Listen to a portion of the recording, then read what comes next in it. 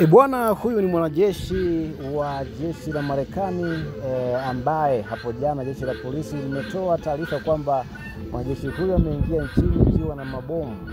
manne, mabomu ya mkono ambayo ni ya kurusha kwa mkono,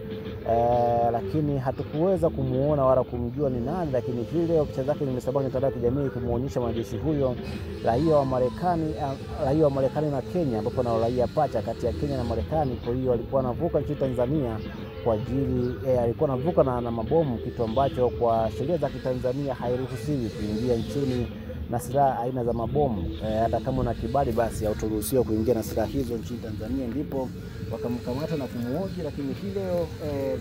zimepostiwa picha zake mwanajeshi huyo mwenye cheo cha sergeant katika jeshi la Marekani, lakini pia na uraia pacha na Tanzania na hizi na Kenya, na hizi ndio picha zake mwanajeshi huyu ambaye amekamatwa huko katika mpaka wa Kenya na Tanzania huko Sirari Mara. Bila shaka taarifa hizi wengi mmezipata, lakini huyu ndiye jamaa mwenyewe ambaye alikamatwa hapo jana na bado anaendelea kuhojiwa na jeshi la polisi.